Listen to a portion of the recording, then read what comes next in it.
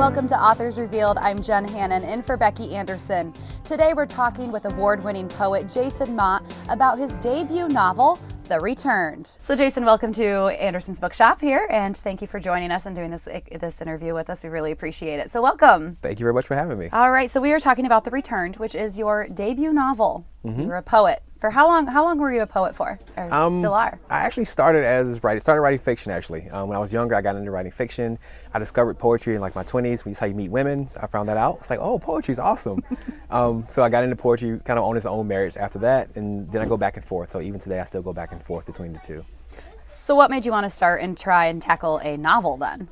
I'm a big fan of just the form of fiction itself. I think it's one of the greatest arts you can do is to work in fiction. I love storytelling. I come from the South, and the South is, everyone tells stories in the South. You can't go without it. So it was just really fun to work in the form. And I'm a big fan of William Golding and John Gardner, these huge novelists, so I wanted to contribute to that conversation. So I want to do a novel. What's your response been from everybody, all your fans? It's been pretty awesome actually. Like you have those who met me first as a poet, and so they're really excited to see me in fiction, and those who are meeting me first in fiction, then they discover the poetry. But it's really humbling. Everyone's just so excited and so thrilled, and people connect to the book really well. I get emails now from people who just have read the book and want to tell me how much they liked it and how it reminded them of someone, and it's just really awesome. So this book that we're talking about, The Returned, yes, The Returned, has loved ones coming back from the dead. Correct. Where did we get this idea for this? It actually came from a dream that I had. My mother has already passed away, my father as well. And my mother passed in 2001. So in the summer of 2010, I had this dream that I came home from work and found my mother sitting at the kitchen table waiting for me. So I came in and sat down beside her, and for what seemed like hours, we just talked about everything that had happened in the years since she had passed away. And it was this really warm, cathartic dream where for the first time in almost a decade, I was with my mother again. And so I woke up and it felt so real, like I expected to find her in the kitchen, and of course she wasn't. And I told a friend of mine about it weeks later, and he said, at some point in the conversation, he goes, well, wouldn't it be amazing if that really happened, and what if it wasn't just her? And so that's kind of where things started. I wrote a short story based around the idea, and it went over well at a reading. So I figured, hey, why not do a novel? And a year later, I had a manuscript. I think that's incredible. I thought it is beautifully written. You can see your poetry lines through it. Your language of your writing is just, it's beautiful. Thank you. Was that kind of harder for you to do, or was it easier for you to do, to really carry that through in your theme of your book with your poetry? It was tricky at times, but it wasn't too daunting because for me, the two work together pretty well. I go back and forth. So with the fiction, if I need something done concisely and kind of sharply, I have the poetry background to help make it happen. And the poetry tends to be very narrative driven. So the two just tie together pretty well in my head, I think. So I'm glad people are liking it. Readers seem to be enjoying it as well. So that's always good. Mm-hmm. And it is set in North Carolina. Yes. And you are from North Carolina. Yes. Is that why you set it there? It is. I'm from a very, very small town, like literally about 700 people. We've got a caution light, no stoplights, 2 gas stations. That's the entire town. Few people even know it exists. I live on a dirt road to this day. And so small towns are interesting to me because the roots run deep. Like they have a lot of history there. My family's been in the same section of land since the late 1800s, and so has the family across the street. And so it builds these relationships that go far back. And I think that from a writing standpoint, there's a lot there to exploit and kind of explore and play with throughout the narrative. So small town writing is probably what I write about a lot.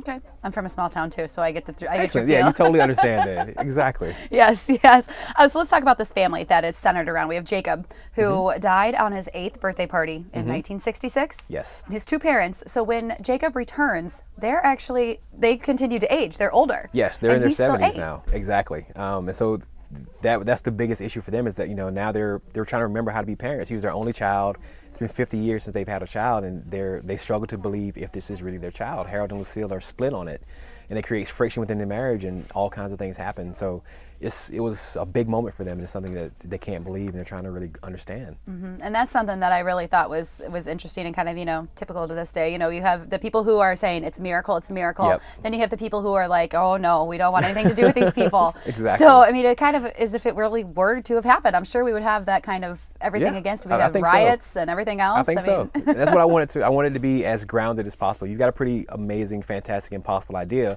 but I want the reactions to be as realistic as possible. So I try to ground it and kind of react the way people would react, which isn't always a good thing. People react very violently and negatively sometimes. So I wanted to play that in too.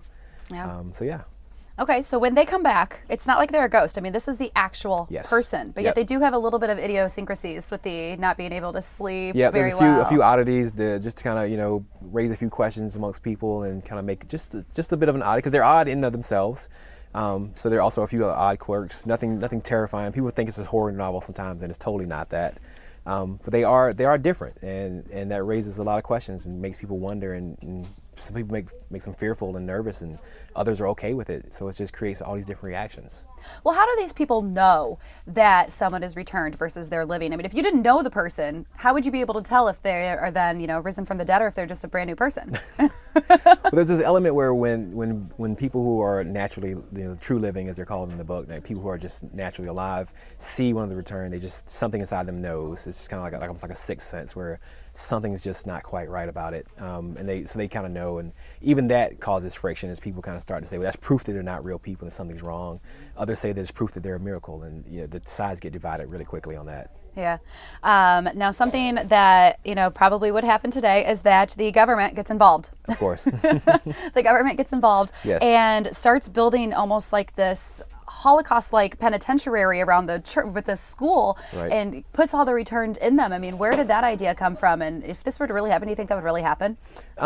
It has enough precedent to make me say yes. When you look at, a lot of that was based off of when I was in graduate school, I did a poetry project based upon the internment camps used during World War II in the U.S., where the U.S. took Japanese American citizens and placed them in these internment camps out in the middle of the desert and kept them there for the duration of the war. So it has a precedent in history, and I felt like the return would be that same kind of phenomenon, because there are more and more of them coming back. They're not all wanted. So what do you do with someone whose family does not want them because they don't believe it's their loved one? The government had to find something to do. So it started off as, we'll just hold you here until we figure out something later, but then as more and more came back, later never came, and just things deteriorated from there. Which is a lot of how some of the internment camps in World War II and the Holocaust and things like that. Well, the Holocaust is slightly different, much different actually. But the internment camps in America, that's kind of what happened there in certain cases. Okay, that's interesting. I didn't know that little fact. There you go. You're teaching me history over here. There we go. Do what I can. I like it. But something that is very interesting and is a kind of an underlying theme is love, because Harold, when Jacob first returned, really didn't want anything to do with him, but for Lucille's sake, right, let him in the house. Right. But then when they went to the school and they got captured, he stayed with him the whole time and really was like embraced him back as his son, and that really had that love theme really flowing through it. I mean, why did you want to really go with that route? Because at the end of the day, I like to believe people are genuinely good people. We get clouded by the day-to-day and we become less than good people sometimes. But Harold in particular he's a crotchety, ornery old Southerner, which I hope to grow into Harold one day. But he's got a heart of gold. He doesn't want, he's not, even if his child is not his, regardless of whether he believes his child is his or not, he's not going to abandon this child in a certain location like that. And so it's just a moral responsibility on Harold's part, and he understands that, and he recognizes that, and he follows that. And he really stays with them, throughout the end. I mean, we don't want to give anything away because we want people to read it. Exactly. Of course. But, he really kind of turns a new leaf, and he really is loving his child and the fact that his child is back. Yeah, it grows on him after a while. I mean, how can a child not grow on you after a while, And it's human nature. And the main colonel in the book, remind me of his name? Colonel Willis. Colonel Willis. Now, who is he modeled after? Someone? Is he supposed to remind us of someone in particular? No one in particular. He's just kind of that tough kind of. He's the alternative to Agent Bellamy. Agent Bellamy represents the government in a certain context, but he's much more benign. The colonel represents that other camp of people who would not be quite as benign toward the returned. So he kind of became that vehicle for showing the other argument of the coin, other side of the coin. Okay. Now, what other hidden tidbits are there in this book that you would want the viewers to know about, without giving away anything that much, but enough to make them read? Difficult. Exactly. That's where it gets very difficult. If I give too many tidbits away, I ruin the whole story, and then people get angry at me, which I had happen once. I gave away like the ending, and people were really upset. Oh no, you can't do that. Yeah, I know. So I learned very quickly. No. So I'm very hesitant to talk too much about this. But there are a lot of other interesting stories, because I wanted to take as much of a dynamic of, if people did return, the ways it could affect people. One thing I did working on the project is I went around and talked to friends and parents of friends, just a broad demographic, and I would ask two questions. How would you feel if someone you cared about returned? And the answer was always, oh, I'd be so excited to see so-and-so. And the second question was always, okay, imagine it's 6 months later, how do you feel about it? Is it the same feeling? And then the answers got very complicated, because when someone passes away, we move forward, we change and grow and develop in new directions.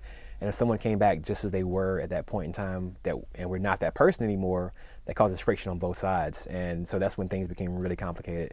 So there's one character in there, he's a reverend, he's married right now, he's in his 30s, and his high school love, he fell in love with it at 17, who died in a car crash, is one that returned. And for her, it was just yesterday that they were 17 in love. And so for him, he's moved on, but has he moved on? It's that pure first love that he knew, and you can never kind of duplicate that. So he's torn.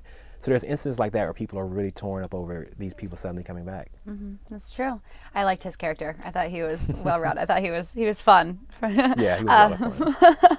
Let's talk a little bit about how when they are returning, they're not returning where they passed away or where they came from. I mean, Jacob woke up in a river in China. I mean, how did you decide where these people were randomly going to pop up? There was a lot of that was just going into the craft element. I wanted it to be, I wanted the characters to have a little bit of pressure. And so I felt like one of the most unnerving things that could happen would be if you didn't know if someone that you cared about returned or not. And the fact that, they could be alive somewhere and looking for you, which is very heartbreaking to do, the fact that someone comes back and they're trying to find you. And so I wanted that element to play into it, especially with Harold and Lucille. When the book opens, the return have been coming back for about 2 or 3 weeks now, and Harold and Lucille are having arguments about what would happen if Jacob showed up and then all of a sudden he does show up, and how they react is very different to how they argued they would actually react to it. So it becomes a case where that element of the unknown and is this person out there looking for you, it created a lot of interesting opportunities. So it felt really good to kind of work with that. Right, because the Reverend got a letter, and so he was looking for her. He kind of knew she was out there but didn't know where she was. So he kind of went on a search to find it. I think that's really interesting. Now your next piece that you're working on is a prequel to this book? No. The next, I've done 3 prequels actually. There are 3 prequels that are actually online and they're available for free to electronic download, Kobo, Kindle, all that good stuff. What we did is throughout the novel, and you read it so you already know, there are these vignettes, these small inner chapters between the main story. And they show people outside of the Hargraves in that small story. And so what we did was we wanted a way to introduce me and the novel to readers. And so we came up with these prequels where I sat down and took some of those vignettes, some of those characters who you only see for a few pages, and gave them their entire short story, 10, 15 pages of them, kind of their experience as one that returned.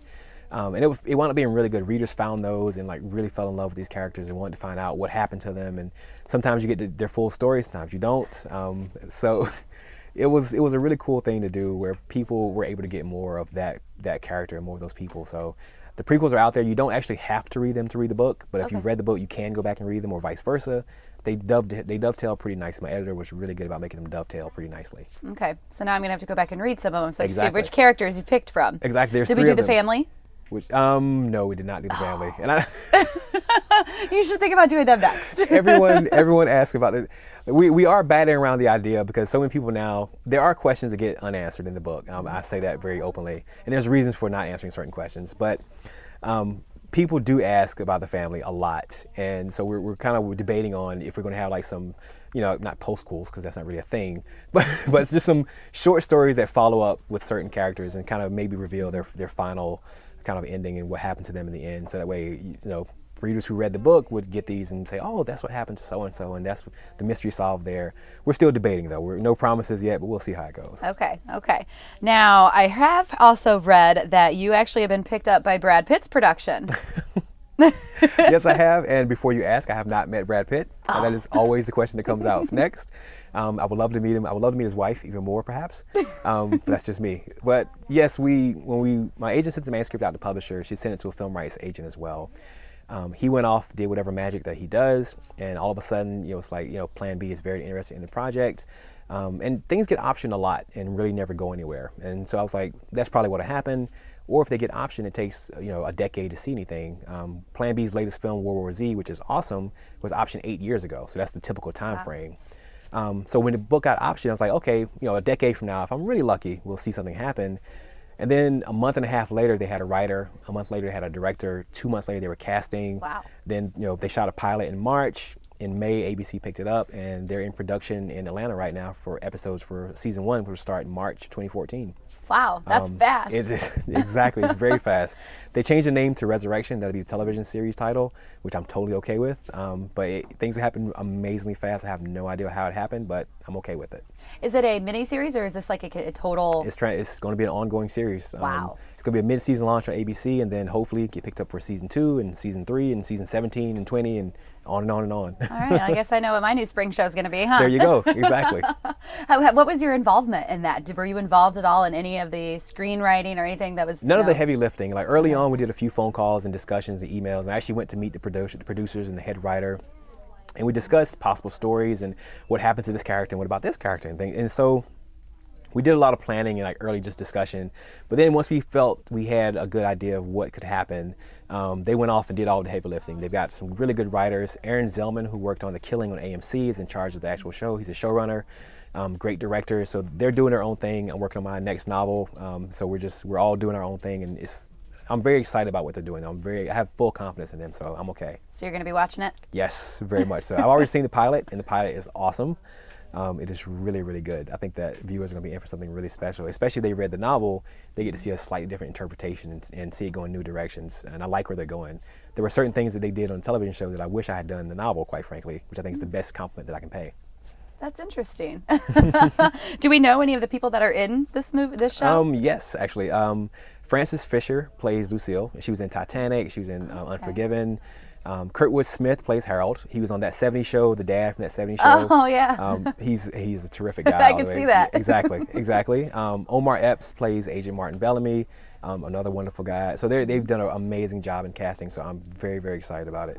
Okay. And I've gotten to meet the cast members, and all really cool people, and just really amazing people, actually. So I'm excited too. I think that's fun. I'm gonna watch it. I can't Excellent. wait. So what's next for you in your career? Right now I just turned in my next manuscript to the editor. It's not a sequel, which you add one about. It's a whole new story, another magical realism story, another small town, something unique is happening and people are reacting to it. So that's the thing we're working on now. I've got a screenplay that I'm kind of toying around with. I'm a huge movie and television buff. So I would love to be able to contribute to that conversation, do a screenplay for someone. So I'm working on that right now, and then moving forward, I've got another couple of ideas I'm working on, kind of drawing sketches, and that's how the process goes day by day. What kind of movie are you wanting to model off of? It would be a little dark movie, not too bad, but fairly dark. Nothing too terrifying, but I think that I'm fascinated by the enigma of personal justice, and that public justice versus personal. If the court decides something that you feel is completely wrong, or what right do you have? And so I'm very fascinated by that idea. So it'll be modeled after that. I'm a big Coen Brothers fan. So if you've seen like No Country for Old Men, those kind of gritty, really sparse movies, I would love to do something in that vein completely. Okay. So we always do a little lightning round here, and I'm not going to do quite a little lightning round. Terrify me. Very, very easy. Okay. It's more of what your favorites are. Which terrifies me even more. Always ask. I have no idea what my favorites are, quite frankly. They change by the moment, so I'm terrified right now. It's very easy, but really Okay. we want to know if you're reading anything right now, or what the last book you read, just for pleasure, not even doing research or anything else like that. What was the last book that you read, or what are you reading right now? What I'm reading right now is, I'm trying to think of the title of it. The author is David Harris Gershon, and it's titled, What Do You Buy the Children of the Man Who Tried to Kill Your Wife? And it's actually a memoir about he and his wife who were in Israel, and a bomber came to the school and detonated a bomb, and his wife was severely injured. And the bomber was arrested, and he was actually able to go and visit with the guy and meet as in prison. And he actually had interaction with the man's family, the man's daughters and children. So it's a very amazing memoir. So that's the thing I'm reading now. The last thing that I read before that, Karen Thompson Walker's Age of Miracles, amazing book. So that's my reading right now. Okay. What is your favorite book of all time? Could have been when you were a kid, could have been now. That is very or what difficult. style of book, maybe, if you don't have a specific? It may be, my favorite book may be John Gardner's Grendel, because it's the book that really defined my life and helped me figure out that I wanted to be a writer. I grew up reading a lot of the epic poems, Beowulf, the Odyssey, and the Iliad and Gilgamesh, and Beowulf was really important to me. It was a book that I kind of gravitated to more than anything else in my childhood, which is weird. I thought all kids did that, but apparently no, they don't. I found that out much later. I was a weird kid and didn't know it. And so I fell in love with Beowulf, and around 13 or 14, I had run out of those epic stories to find. 'Cause this is before Google, so I couldn't just Google stories like Beowulf and have a 5,000-page list. And I was in a class, and like the teacher, we read an excerpt from John Gardner's Grendel, which is the story of Beowulf told from the monster's point of view. So it deconstructs and inverts this story that I had loved so deeply. And it blew my mind that a writer was allowed to do that. I didn't know you had permission to take stories that existed and really do things different with them. And more than that, it's just an amazing novel. It is one of the best American pieces of literature, period. So that's probably my favorite book, actually. I read it once a year. Every single year I read it, and I find something new, which is amazing. We've had a great conversation with Jason Mott about his debut novel, The Returned. I'm Jen Hanon. Thanks for watching Authors Revealed.